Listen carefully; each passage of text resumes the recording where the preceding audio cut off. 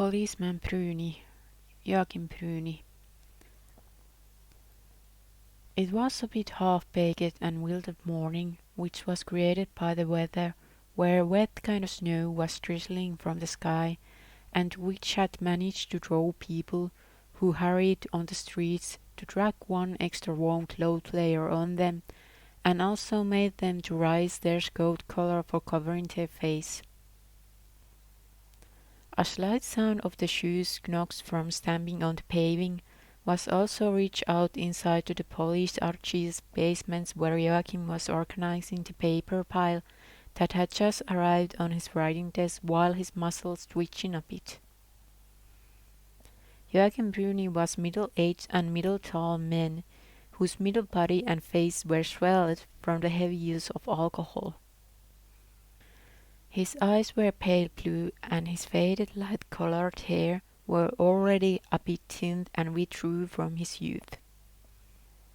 Around his face was stitched in here and there a small scars from the shrapnel.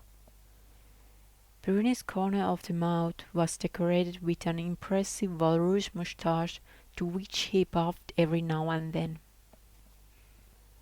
Before the Great War, Brüni had worked as a common policeman, but after the war he had asked transmission to the police archive work.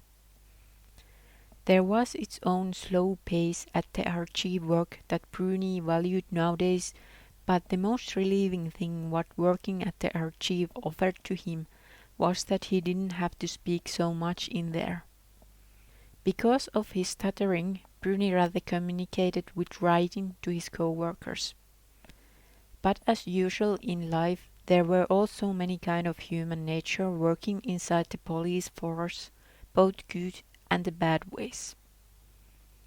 Those who worked at the archive with Brüni had adopted his communication habit, and none of them really paid attention to it. The most of the workers in other police departments, or at least those who were connected most often with Brüni, recognized his working habit in this matter and more likely did ask enquiries and messages with errand boys rather than made phone calls to archive. And then there was those who one reason or another couldn't or didn't want to understand this Brüni's communication way or either refused to comply with it. Many times those kind of people experienced the correspondence with Brüni almost direct insult against themselves. The result of this was that Brüni was forced to put up with a harrowing and tormenting phone call conversation with these haughty kind of humans, while they demanded to Brüni speak and express himself more clearly, and complaining at the same time that Brüni's answers didn't make any sense.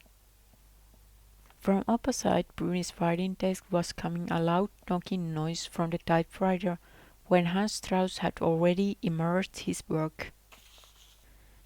Somewhere on his 30s, the tidy dark-haired Strauss was on Brüni's mind a very decent fellow. Brüni grabbed the topmost proceedings from his pile that he was meant to transcript and leafed through it a bit curiously. The work in the archive could sometimes be a bit dull from time to time, but every now and then Joakim noticed something interesting from the papers, which led him to reinvestigate the case. This time, however, this paper didn't offer that kind of adventure to him. Brüni let a small sigh and pulled his chair toward his writing desk so that he could have a better writing posture. And then the sound of the Remington filled the air. This was Policeman Brüni, written by Sepia Kettu, read it by Laura Tohila.